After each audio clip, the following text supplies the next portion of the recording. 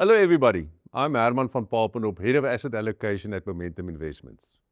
Welcome to our latest discussion on financial markets.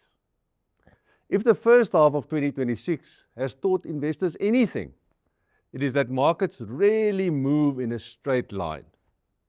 Over the last few months, we've experienced geopolitical conflict, oil price shocks, changing interest rate expectations, dramatic swings in investor sentiment, and yet, despite all of that noise, many asset classes have delivered surprisingly resilient outcomes. As investors, it's important to separate what is important from what is merely interesting. Headlines drive daily market moves, but long-term returns are ultimately determined by two things: fundamentals and valuations. In this update, I'll cover three broad areas. Firstly, what happened in financial markets during the second quarter of 2026? Secondly, how we currently view global asset classes. And thirdly, why we remain constructive on several South African asset classes. I'll end with a few key messages for investors. So let's start off by discussing what happened in markets during the second quarter of this year. The Iran war remained a dominant influence on global markets during the second quarter. Throughout April and May, investor sentiment swung repeatedly between fears of escalation and hopes for a negotiated settlement. Elevated oil prices pushed inflation expectations higher and prompted markets to reassess the likely path of interest rates. Strong US labor market data and relatively hawkish commentary from the new Federal Reserve Chair Kevin Warsh caused investors to increasingly price in the possibility that the next US policy move could be a rate hike rather than a rate cut. All of this had important consequences for asset classes and their returns in the second quarter of this year. Developed market bond yields climbed to multi-decade highs, causing global bonds, together with global cash, to be among the weakest performing major asset classes during the quarter, as shown by the light blue bars on the chart. Higher global real bond yields also weighed heavily on precious metals. As a result, gold and platinum ETFs produced some of the weakest returns for South African investors, as shown by the green bars on the chart. South African equities faced their own challenges, as shown in the red bars on the chart. Falling precious metal prices, combined with a stronger rand, placed significant pressure on resource shares. Although financial and industrial companies generated positive returns, weakness in resources overwhelmed those gains, leaving the broader South African equity market in negative territory for the quarter. On the positive side, rising confidence that the Iran conflict would eventually move towards some form of resolution benefited South African fixed income assets, shown in the yellow bars on the chart. Foreign investors returned to the South African bond market. Bond yields declined, and both nominal bonds and inflation-linked bonds delivered strong returns. Listed property was particularly impressive and ended the quarter as the best performing domestic asset class as local bond yields fell and strong operating results were reported. Globally, equities proved remarkably resilient, as shown by the dark blue bars on the chart. Strong reported US corporate earnings, widespread upward revision to profit expectations, and continuing enthusiasm surrounding artificial intelligence investment themes helped global equities deliver the strongest returns among the major global asset classes. Emerging equity markets significantly outperformed developed markets, driven primarily by exceptional gains in semiconductor-heavy markets such as Taiwan and South Korea. Within developed markets, the United States remained the standout performer, with technology companies again playing a central role. When a draft ceasefire agreement was signed by the US and Iran during June, oil prices rapidly retraced towards pre-war levels. This eased stagflation concerns, further supported equity markets, and provided some relief to bond markets heading into the second half of the year. Turning to our outlook for global asset classes, our overall global positioning remains broadly unchanged from last quarter.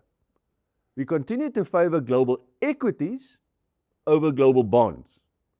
The key fundamental reason is that the earnings backdrop remains exceptionally supportive for equities. The defining market feature so far in 2026 has been the dominance of earnings rather than valuation re-rating as the primary driver of positive US equity market returns. Indeed, with profit expectation upgrades outpacing share price appreciation this year, forward multiples have contracted. Upward profit revisions across the US equity market have been broad-based and reflect both sector-specific drivers, notably artificial intelligence-related investment, and broader-based improvements across industries, extending beyond large-cap technology companies to include small-cap stocks. Positive earnings surprises have also been substantial and widespread. This chart shows that the median US company delivered a positive earnings surprise of around 6% in the first quarter of 2026, a level comparable in magnitude only to the post-COVID recovery phase.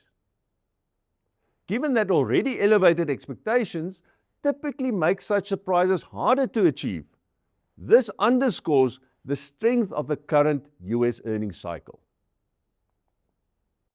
Furthermore, corporate profit growth is expected to be robust worldwide in 2026-27, not just in the US.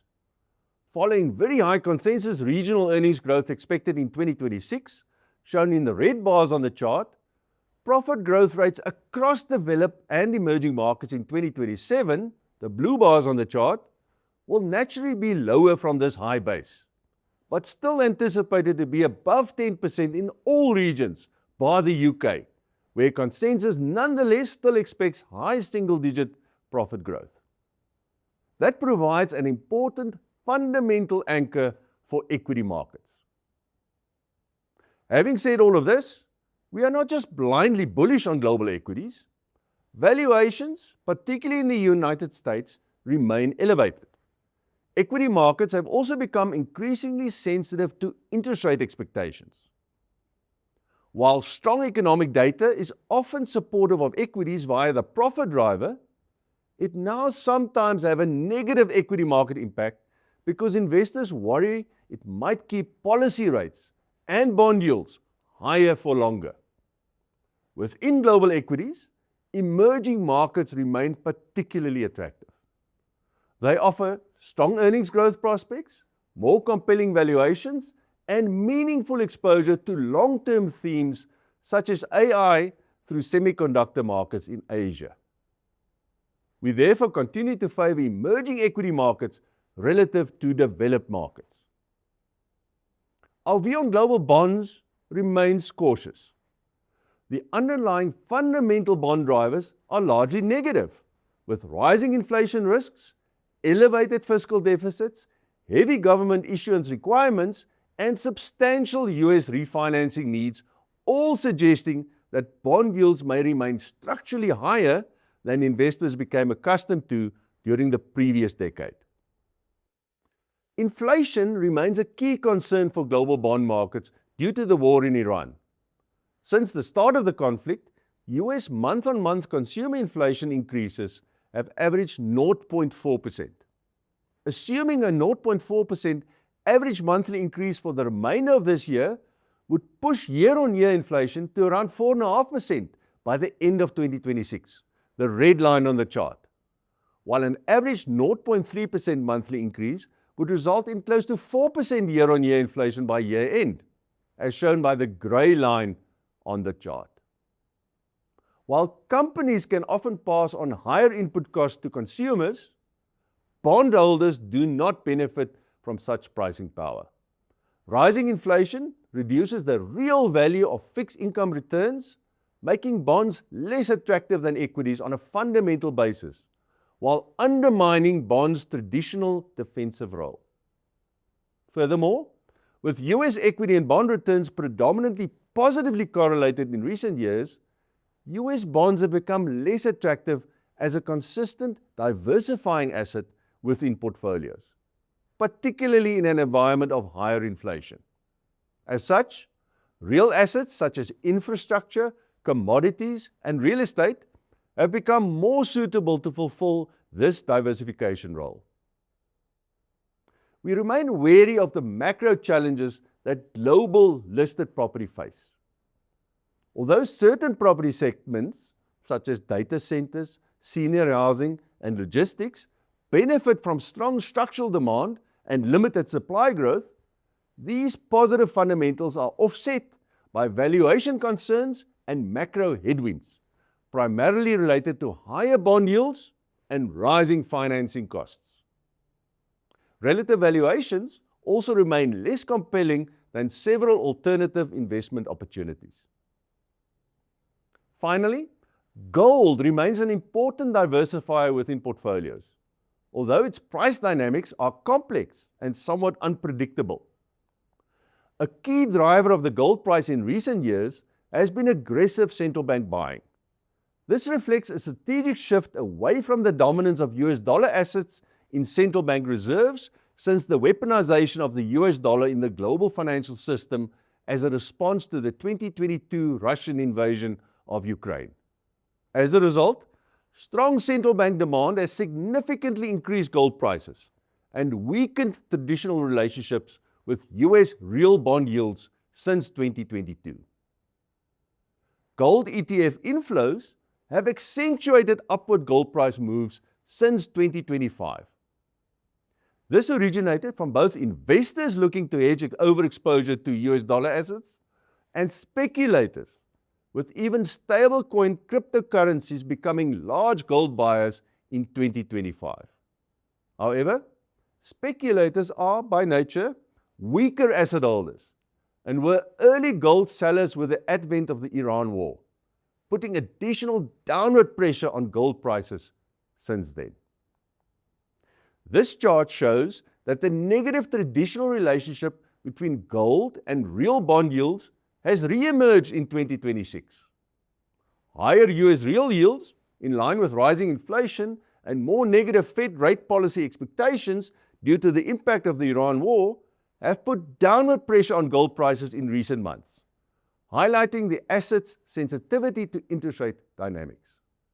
Only once expectations flip from tighter to easier Fed policy will lower US real yields become a tailwind for gold prices again. Despite its volatility, gold continues to play a valuable role as a portfolio diversifier.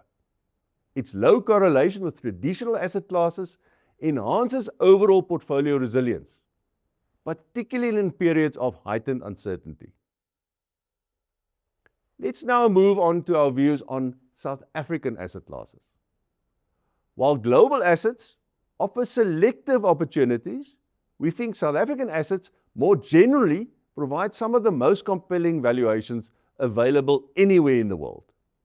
This creates a favorable risk-reward asymmetry for investors. South African equities remain one of our highest conviction investment ideas in a post-Iran war environment, with a combination of attractive valuations, recovering fundamentals, and structural positioning supporting a strong investment case going forward. Valuations are particularly noteworthy. South African equities trade at a significant discount to both emerging markets and even more so developed markets, with forward price to earnings multiples well below historical averages. Even after adjusting consensus earnings forecasts downwards to account for historical positive bias among analysts, the SA equity market remains attractively valued, with its forward PE trading one standard deviation below its long-term average, as shown on this chart. These valuation discounts provide substantial margins of safety for investors and are partly due to persistent under-ownership by global investors, reflecting historical concerns about poor local growth and policy uncertainty. However, this positioning creates the potential for significant inflows should sentiment improve.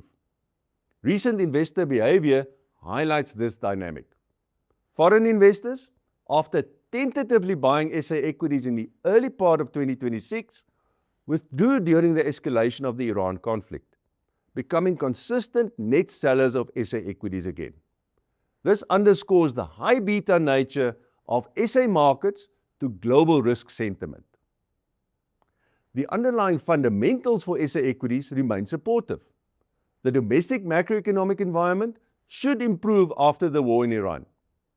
Once inflation has peaked and expectations for a resumption of the falling interest rate cycle take hold, both consumer activity and corporate profitability should be buoyed.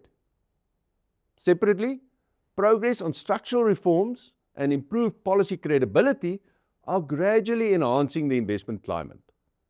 Taken together, these factors point to significant re-rating potential for the SA equity market. Unlike developed and emerging markets, where equities are expected to de-rate due to elevated valuations, South African equities are positioned for valuation expansion, providing a powerful driver of future returns. Importantly, the SA equity market does not require heroic assumptions to generate attractive returns. Even modest improvements in growth, confidence, and profitability could result in meaningful SA equity upside from current valuation levels. We also remain constructive on South African nominal government bonds, as they continue to offer attractive real yields relative to both historical norms and international peers, reflecting the high risk premia still attached to SA bonds. Fundamental fair value analysis suggests the potential for capital appreciation from SA nominal bonds. As local inflation first stabilizes and then retraces after the Iran war, policy rates should decline again. Bond yields are hence expected to fall, resulting in capital gains supplementing income returns from the asset class. Foreign investor behavior provides additional support for SA bonds. This slide shows that after briefly exiting during the early stages of the Iran conflict, foreign investors have returned to the SA bond market as buyers, attracted by the high yields and improving fiscal credibility. This consistent foreign demand should underpin bond valuations. South African inflation-linked bonds remain somewhat less attractive in our view. SAILB should receive near-term fundamental support from rising inflation due to the war-related spike in energy prices. However, this support is expected to diminish soon as inflation moderates, reaching the 3% target by the second quarter of 2027, reducing ILB's relative attractiveness compared to nominal bonds beyond the very short term. SA cash, while offering positive real returns, remains less attractive compared to other asset classes, particularly with equities and bonds offering far superior expected returns from much more depressed valuations. This chart shows that SA listed property companies continue to report strong results, with improving distributions and dividends reflecting firmer operational performance and lower funding costs. Operational fundamentals have improved significantly, supported by lower vacancies, positive base rental growth, and broadly stable cost-to-income ratios. The operating recovery is further supported by constrained supply. For instance, while retail property development has been muted, meaningful retail store rollouts confirm demand for retail space from dominant grocers. Importantly, the sector should benefit from our expectation of declining domestic bond yields. As yields fall, property valuations are likely to improve, creating scope for capital appreciation in addition to income returns. Overall, SA-listed property offers a compelling combination of improving fundamentals, attractive valuations, and supportive macro conditions. For that reason, we continue to maintain a meaningful overweight position in listed property. So let me end off by summarizing our investment thinking in 4 points. Firstly, despite considerable geopolitical noise, global corporate earnings remain strong, and continue to support global equity markets. Secondly, we continue to prefer equities over bonds globally, with emerging equity markets offering some of the most attractive global opportunities. Thirdly, South African asset classes remain exceptionally attractive from a valuation perspective, particularly equities, listed property, and nominal government bonds. And finally, successful investing has never been about predicting the next headline. It's about remaining focused on long-term objectives, maintaining diversification, and staying disciplined during periods of uncertainty.